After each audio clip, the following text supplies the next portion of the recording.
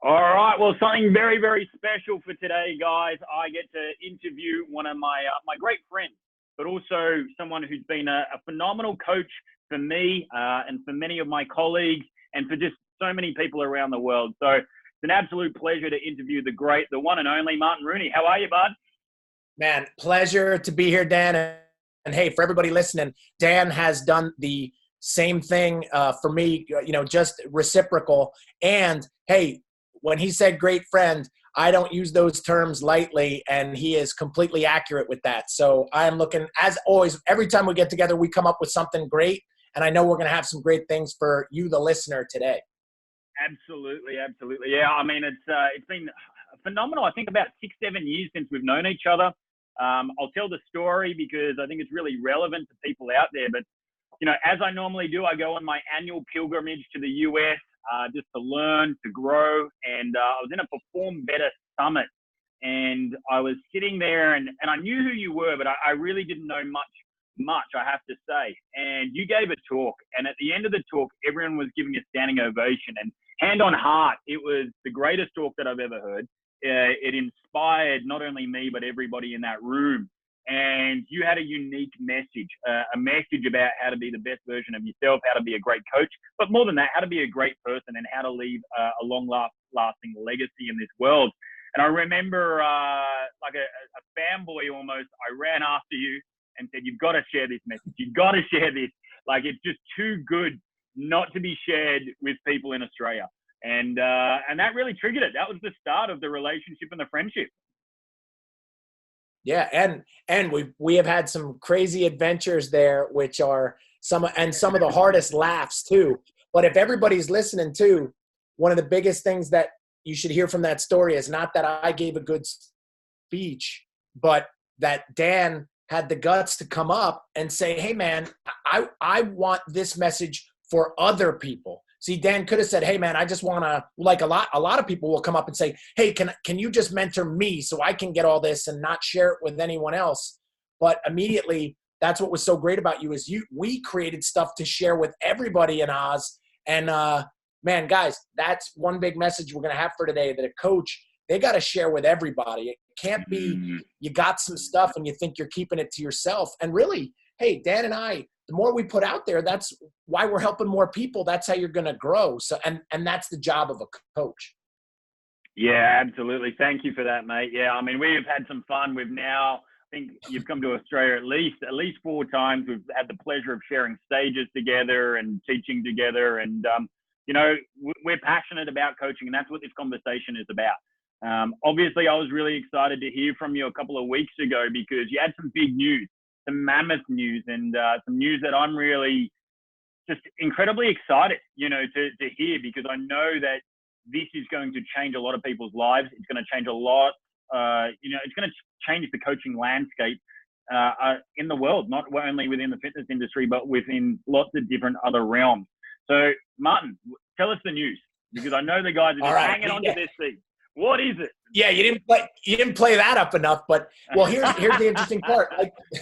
Like Dan said, hey, for the last decade, I've just been talking about coaching. Like, my mission is to make a world of better coaches. And every time I've delivered seminars on the topic, even in Australia, people would say, man, you got to write a book about this. You got to write a book about this. And it never felt right. Like, I didn't want to do a textbook.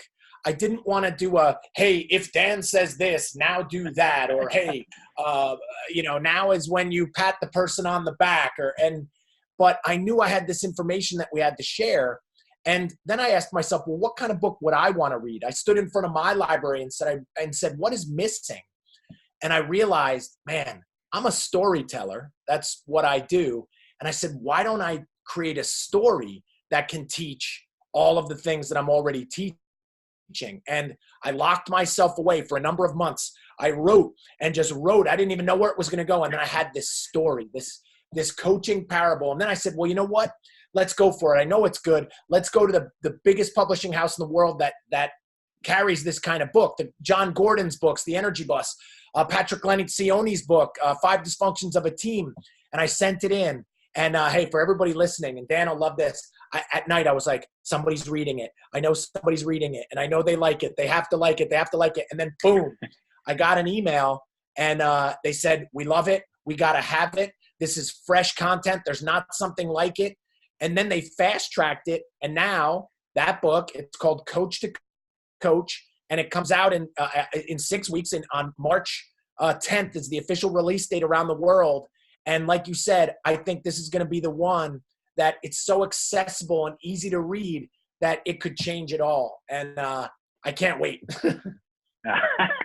Mate, I'm just as excited. What I just want to pull apart some of the things that you just said there, mate, because it's really important to our listeners, to our viewers. Some really important lessons there is, number one is, you just didn't write a book for the sake of writing a book. I see so many people just putting a whole bunch of fluff out there because they want the credibility of being an author, or, they want to use it as part of their marketing funnel or whatever else. But rather you had a look, and I know that you've got a bigger library than me. I know you've got a massive library, and you went, well, what is the missing piece right now? Like, what do people need that they don't have? And then you went and created it. So that's the first thing that I just wanted to identify. The second part of that is that you didn't just write it for your benefit or, the TFW community, but rather you went, all right, how can I get this in the most people's hands? Let's aim high. Like, let's go to the biggest distributor in the world. Let's go to, people that are distributing tens of thousands of books, because that is what needs to happen with this book. And so you thought big and you made it happen. Not only did you think big, but you executed on that as well. So two really, really important lessons for our viewers and our listeners. Well, and hey, to second that, it made it easy to do it because I was very passionate about it. And so I challenge everybody listening, what is it you're passionate about? Because I do have a lot of people say to me, oh, I always wanted to do a book. I want to do a book. And then I'll say, okay, well, what are you passionate about? What do you want to write about? And they don't have anything. Where writing the book for the sake of the book isn't it. Because, by the way, it's an arduous process. But, man, the fact that you know what it is really, if I was going to say it, Dan, is I'm getting older and I feel like I haven't left a mark yet. Not enough. Something that is evergreen, that I wanted this to be for the future. Anybody that's ever going to call themselves a coach in some way, and everyone's a coach, they got to read this book. It's not the be all end all. It doesn't solve every problem. But how I picture it is, this is this introductory text that if everyone read it before they ever coached someone else, it's going to be a little closer to doing the right things. And if I could make that happen, it's worth it, for sure. I love that. And I think, it's interesting because I'm asking myself a lot of the same questions at the moment as I'm getting older, is like, what type of legacy do I want to leave in this world? Like, how many, like, I don't want to just, feel like I did an adequate job. I want to feel like that I absolutely realized 100% my full potential and tried to change as many lives as I possibly could. And for you, writing this book is that vehicle, which is superb, because you are the greatest. And I say it and I say it often, not only in your presence, Martin, but you are the greatest storyteller I've ever heard. So it is fitting, heard speak. So it is fitting that the greatest storyteller is now telling this story. Mate, I'm glad you've written it in this format. Yeah, and I can't wait till everybody reads it, because, hey, we have a number. The big surprise, too, is when everybody sees some of the most famous coaches that have read it and have given testimonials to it. I'm not going to say which ones it was, but some of them, they called and they said at the end they cry. They cry from the book. And, because, hey, I can get that reaction when I tell a story sometime, but the fact that I know that it's still hit home in the book. And what I found is, see, when someone tells a story, there's one way that they hear it, but when somebody reads a story, people are hearing it in a lot of different ways. Some people say, man, I feel like my father is talking to me. And some it's like, oh, I think it's, spiritual, like God or something. And then someone else is something else. So when the book leaves it up to the imagination, even more magic happens. So, that is going on right now, which I didn't even anticipate, so and you've heard most of my stories, but I'll tell you this, I have 2 of them in there I've never told that are brand new that you're going to love. So I got some secrets still up my sleeve that I pulled out for this one. Beautiful. There's nothing better than a Martin Rooney story. The hairs stand on their head. You have goosebumps. You're on the just edge of your seat, and so to read stories within the story is going to be something else. Now, look, I want to dig a little deeper, Martin. This book is about coaching, and there's a few things that you've said that have already pounced at me. You said everybody is a coach. So what I want to ask you is coach is a word. I believe, a lot of people misunderstand what a coach is. I really feel like there's some real people think it's a position where I believe it's actually a state of being. I want to ask you, what is a coach to you? What does coaching mean to you? Wow. Well, I think you hit the nail on the head that the first part is that it's oftentimes either misinterpreted or the word is sometimes blanketed. Like right now, you can go to a 2-day course and you're a life coach, or somebody can give you a hat and a whistle and you're a coach. And yet the same doesn't go for a doctor, or the same doesn't go for a lawyer or an accountant. There has to be work done. There has to be things you've learned and ethics that you understand, and then you go and you live that position. And so one part is I want to make sure that we elevate the title coach or the position of coach to that state of being, or even a word I like to use even more is identity. Right. So if coach is your identity, then you will act in accordance with what that identity means. But most people, they'll say, no, I'm a mom, or I'm a teacher, or I'm a coworker. But no, you are also a coach. So that big word going really deep. Now imagine everyone from this book understands that no matter what you do, you are also a coach. If that becomes part of the identity, then we have to understand how to do it. And when you said, so how would I define it? And it's pretty interesting. Watch this, because I've been deep diving into it. I bring it down sometimes to just 2 words. You ready? Get results. So if you are a coach of someone, then the job is to produce some type of result that someone is looking for. And therefore, and obviously sports is the easiest analogy, but now imagine, hey, every parent, if anyone listening is a parent, you're a coach, and there should be a result that you're trying to produce. If you are a business owner, you're a coach, right? You are a coach. You should think of your business as a sports team and treat it as such, which most people don't, right? Yeah. And then, hey, again, and if you're work in a business, you are a coach to everyone else, the people above you, below you. And yet, because we don't have that identity, and because we don't understand the role, then usually we don't carry it out, and that's where the negativity and the backstabbing and actually the holding someone else back instead of helping them get a result happens. And see, what I'm hoping for this book is that everyone realizes the importance of it. They realize what it means to them, but that because that's part of their identity now too, then they're going to act in accordance with that, which will immediately change, so it's pretty neat. Like you said, deep dive, I'm going deep now, so for instance, you'll hear this, right? A lot of people now on the internet, you'll love this analogy. I've been working on this. A lot of people are a bunch of miles wide, but they're very shallow. So they know a lot of stuff, a little bit about a lot of stuff. But man, in this coaching area where I've spent a lot of time, I'm narrow, but I'm trying to be super deep. I'm going deep. And the more I keep digging down into identity and how a coach gives you what a lot of people don't realize, and we have talked about this, the minute someone calls you their coach, you've gained this authority that you could say something and change their life. Do you understand the power in that position? It's crazy, but we don't recognize it. And then unfortunately we abuse it without even knowing it. So another example for the book, and I'm just going wild right now because it's pouring out of me. I'm not going to stop you. You go. Yeah. But hey, so watch. I'll throw it back to you. Hey, have you had some good coaches in your life? Absolutely, I have. Now, how about some bad ones? Have you had some that haven't? Yeah. There is one that stands out clear as day. Well, and watch it. And I think everybody has that. But here's what you have to accept. You ready, Dan? It probably wasn't their fault because they didn't understand the role. It wasn't part of their identity, and no one had given them the education of what they either should be doing or the power that they had. And that's what I'm saying is this book fills that hole where if whoever that person was had read this book, it may not have happened. And that's what I'm hoping. Cause I had the same thing, you know what I mean? I had some of those same people that, you know, I don't know whether they just didn't know, or they're trying to hold you back, or they had a bad coach and they're repeating the cycle.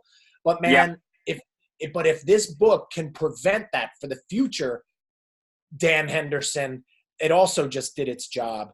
But again, that is when we go to what is a coach and how does it work, all of these things start coming out. Yeah, there's so much there. And again, I'm just going to pull a little bit apart because you've just covered so many profound ideas and principles. Number one is being a coach is part of your identity. And really, like, a lot of people are looking for change on a really superficial level. Real change, meaningful behavioral change doesn't move until we start to change our identity. So I love that that's where the book is going, because if it was just a bunch of do's and don'ts, which are important as well, but unless it actually addresses the identity component, then it's not going to be effective. And that's what I see a lot out there. I see a lot of people give not lots of nice little inspirational, motivational kind of things and do's and don'ts, but unless you're addressing the identity, then it's futile. So I love that you've gone there. The second part is people look at it, you know, people will call themselves a coach generally within a couple of different dimensions of life. So, there might be some coaches out there of sporting teams or coaches of clients out there. But I love how you said, like, each and every one of us, you're a coach. Like the stay-at-home mom, you're a coach. Like, you're a coach within your business if you're an employee, if you're a leader of that team. And so the principles in here apply across a series of dimensions, and they're going to impact they're not only going to impact you as a coach if you're within, like, say, your primary realm, but they're going to impact you as a husband. They're going to impact you as a father. They're going to impact you as a business owner, because you are wearing the coach hat in each one of those dimensions as well. So I absolutely love that. Hey, to go a little further too, for anybody listening, because, hey, if you're listening, you're probably interested in fitness.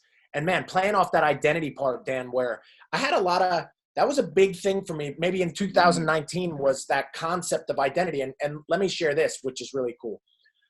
I'm starting to spend a lot of time dealing with high-level athletes, like NFL guys, UFC guys that I have worked with, that then it's time to retire.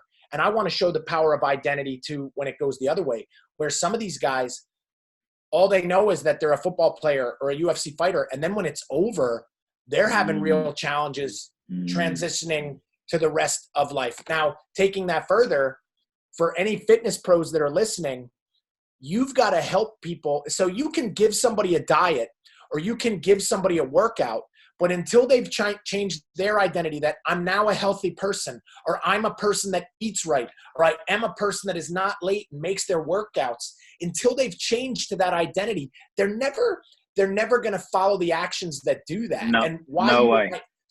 So why you and I do what we do, it's our identity. Like, meaning I work out because that's who I am. I eat right because that's who I am. But I wasn't always like that. I had to become that. And man, I think this is going to be the future, a little bit of training, and why so many fit pros are struggling, because they've created a business and they have a workout, but they're not changing the people. And then they have a revolving door of people that can never stick. And then we're not making the change. We don't feel good. And then we get out of the industry. So that identity concept, man, it's big, not just for the coaching stuff that we're talking about. It's like for everybody. So anybody listening, I'm challenging you. Who are you? Who do you say you are to yourself? And that'll tell me what you do and the actions you take, So I just wanted to say that because I'm spending a lot of time on that now. And because a person that never worked out, watch, if they're here, they never worked out or whatever. And on this side, it's like always work out, always eat right. We gotta, as coaches, we have to help that person close that gap. Yeah, and, that's right. you know, We have to what? facilitate that process. It is our job to get them little wins along the way, so their identity starts to change, and they actually start to do actions that are congruent with their new identity. But unless we know that, then we're just going to get disappointed when we go, well, why aren't you following the meal plan that I gave you? Why aren't you following the workout plan? And we've actually let them down. That's the biggest thing as well. And so I love that your book addresses it on a macro scale, because without it, we're going to let them down. We're going to let ourselves down, and we're not going to have the level of change that we desire or they desire. Yeah. Well, and maybe what you're hinting at too, which I love, is, hey, say you're a fitness trainer or a sport coach. All I'm saying about this book is this is the piece before that. So for instance, if you always first know you're a coach and that's your identity, then you're going to be able to help somebody, and no matter what it is you're doing. But if you just say, I'm a footy coach and I really understand footy and I know the strategies and the plays, but you've forgotten how to coach people first, a lot of that stuff doesn't matter. Hey, I'm going to be honest. I am not the most knowledgeable in the world in anatomy and exercise science. Hey, I know a lot, but what I'll say is my secret to the results I always produced was because I was a better coach to help these guys change their identity. And then they got the results and made my job easier. So it's like the trump card. It's kind of like, you got to have the coaching part, but that's the part we don't cover in school. That's the part, in school, we're learning about the Krebs cycle and the, how many muscles are in the hamstring and fast and slow twitch fibers. And then we learn how to run a practice, yet we totally missed the piece that revolves it all, how it's all going to get delivered. And that's in our coaching. So again, this is that first bit of that book. And I'm telling you, like, mark my words, anybody listening, you're not just going to hear about it here, because the world is going to be talking about it, because this is the conversation we need to have. Because if the world had better coaches, a lot of problems would be going away, and yeah. It's here. Yeah. I mean, and straight away it comes to mind, like, I took you to a rugby league game when you came out to Australia. It was a phenomenal game. It was sensational. And I'm a big fan of rugby league. And the greatest rugby league coach is not the greatest strategist. He's not the greatest, doesn't know the X's and O's or anything else. But what he knows is he knows how to coach, and he knows his people, and he knows how to change the identity. And that is Wayne Bennett. You have a look at this guy, what he's done over 70 years of age now. He's had more success than anybody. And when you speak to anybody that knows him or you read his book, is he knows how to coach. He knows how to change the identity of those players. And that's really where the mastery is at. Well, and you talked about him so much. Remember, I bought books that are about him. And when you read them, here's the interesting thing. So say the equivalent of Bennett in the US was John Wooden, Yeah. And I talk about this a lot in my seminars.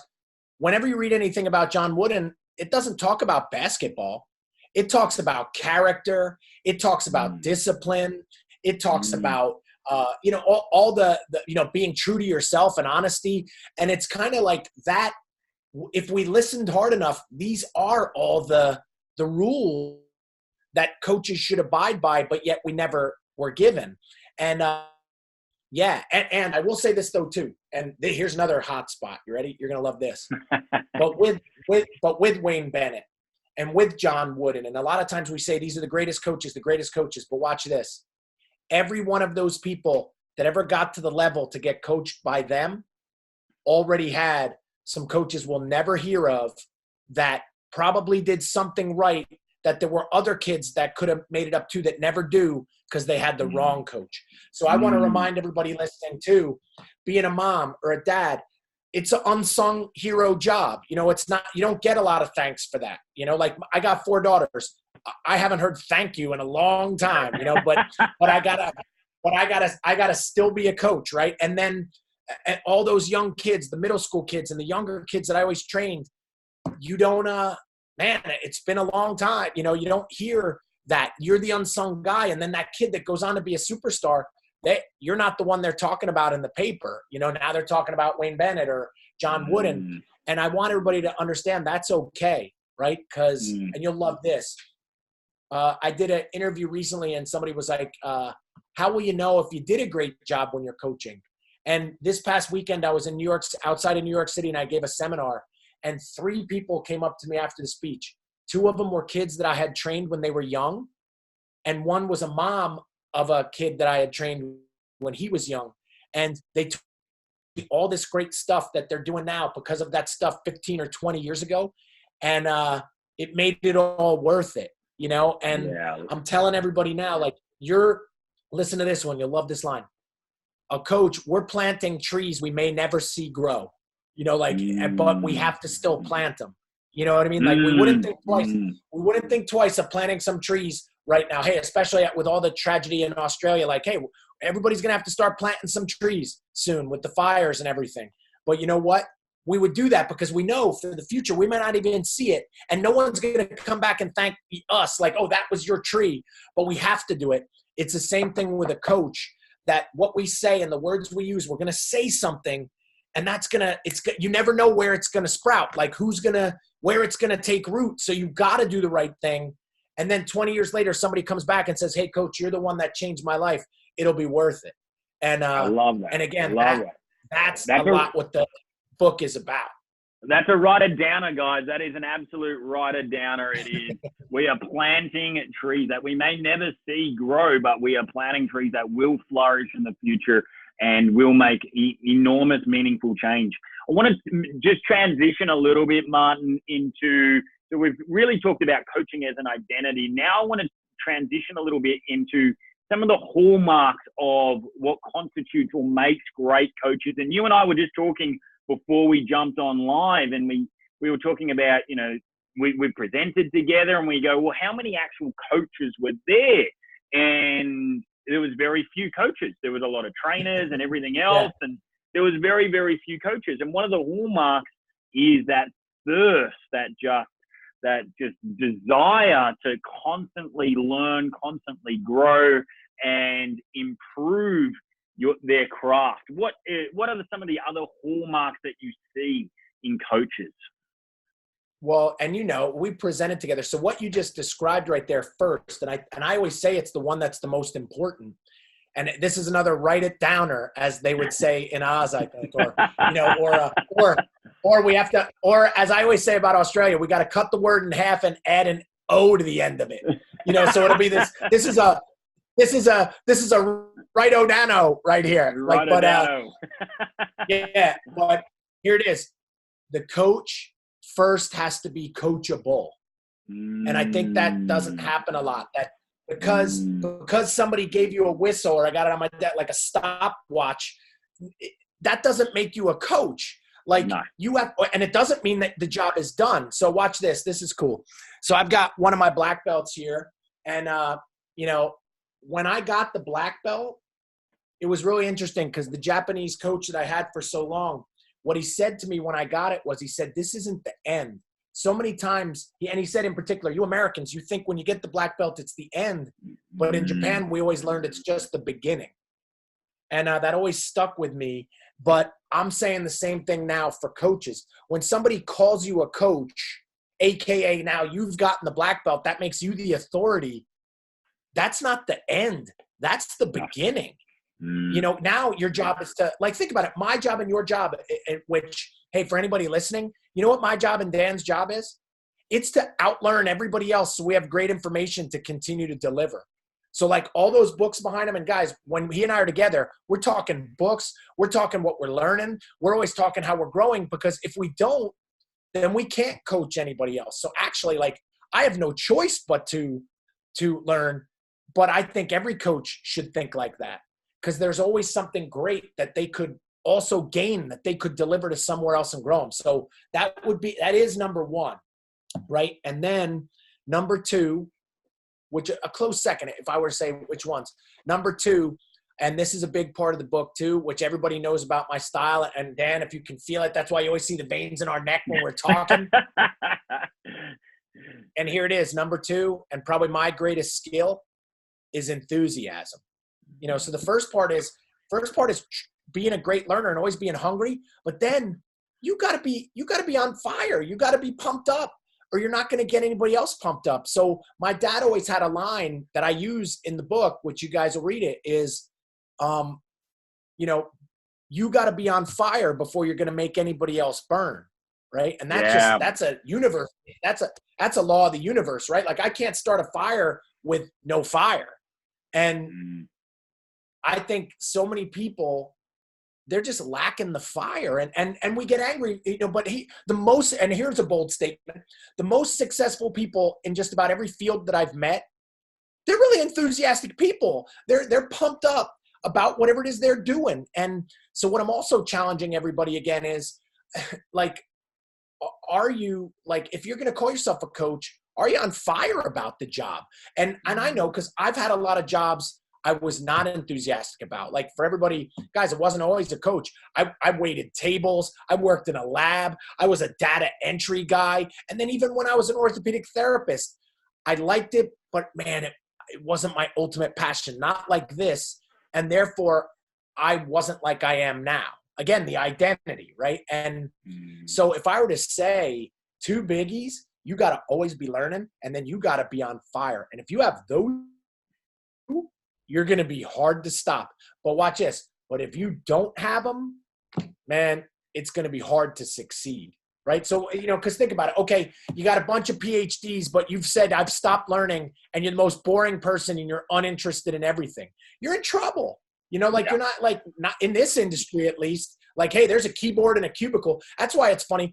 I always see so much, oh, well, now I'll be an online guy or you know, all this. You know what that tells me? You don't like people. And if you don't like people, like, then you shouldn't be coaching, you know, because like coaching is, you got to be around people. 100%. I remember you said a line once when you were speaking, and it was a write-a-downer because I wrote it down, and it was like, you got to be so on fire that people come from miles to see you burn. And anyone that's ever seen you knows that you're on fire, but that's part of your identity. Like you're living every single day, you're living your passion to, you know, be the greatest coach you can be and to be the coach of coaches. So of course you're going to be on fire. Like that's the mission that you're on. So of course that's going to shine. And really I was going to ask the question and you answered it, is without being coachable and without being passionate and enthusiastic, then you really can't be a great coach. So if you're not passionate, if you're not on fire, if you're not enthusiastic, have a deeper look why, because you're probably doing something that you shouldn't be doing. And it's not going to actually put you in a position that's going to enhance your legacy or impact on this world. So really take a look inward. Well, and hey, look at this call, right? It started with coaching and the new book, but everybody listening, look what we've talked about though. You got to ask now, watch this. You got to ask about your identity and who you are. And in that answer, you're going to find out something. So watch this. You ready? Because I just gave it, you're going to love this. Unless you read my post from yesterday, but I spoke at a high school yesterday and I had the epiphany because they had me there to speak about purpose, right? Like that was what I was speaking on. And I used something that I had got from a mentor a long time ago. I asked the kids, I said, what are the two most important days in your life? And you know what they said? They said, the college I choose or who I marry, you know, and I said, man, you're missing it. You know what the two most important days are? The day you're born and then the day you figure out why you were born. And so what are we talking about there? Here's the thing, like, I didn't figure it out till much later. Like I was born to be a coach. Like I was born to get people amped up and get them results that they can't get by themselves.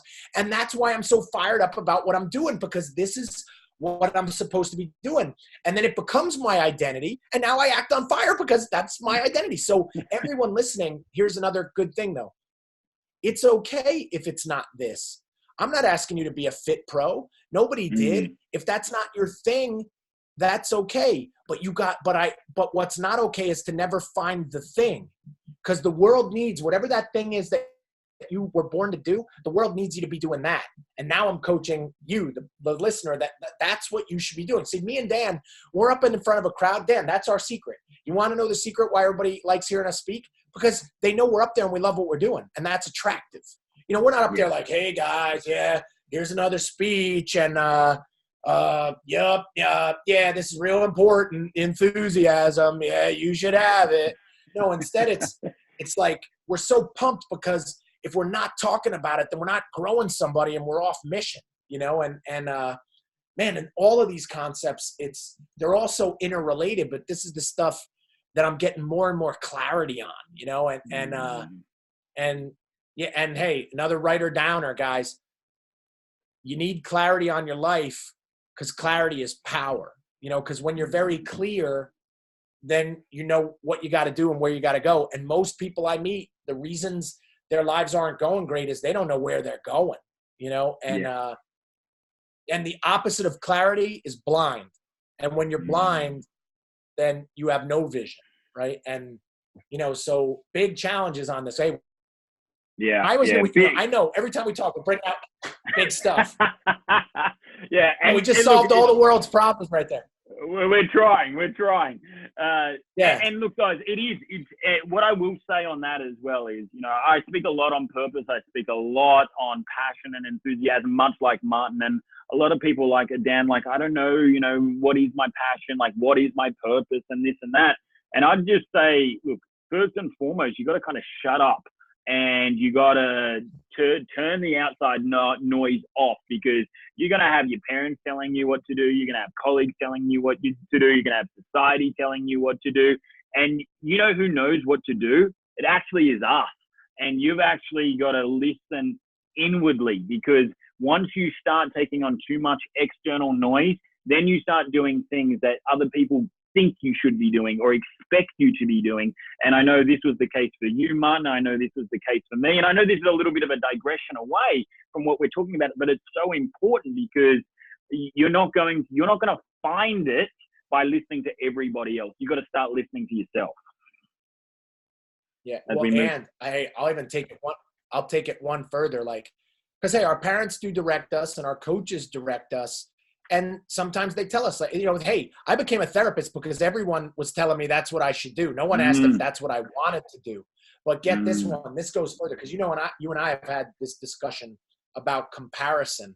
Hey, everybody listening, social media is probably the scariest influencer of them all now, where we watch and we see these filtered, edited lives and feel like, well, I have to have that, or I need this. And I don't have value unless I've done these things as well. Where no, like Dan said, the answer's already inside.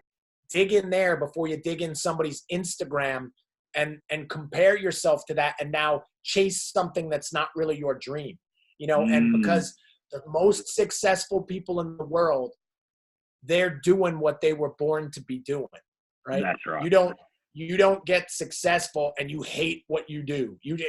That would be really hard. You're not going to meet a lot of best in the world people and they say, man, I hate this. I'm the best in the world, but I hate it.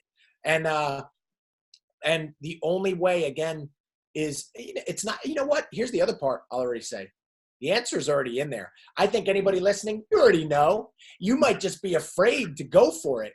Or I was a therapist. My life was comfortable. I had this good job. My mom liked calling everybody a therapist, right? And then I realized, like, holy cow, that isn't what I wanted to do, you know? Which, hey, special guest, come over here for a second. Special guest on the Dan Henderson Show for the first time ever, which I just found out that, are you here because we have to go to practice soon?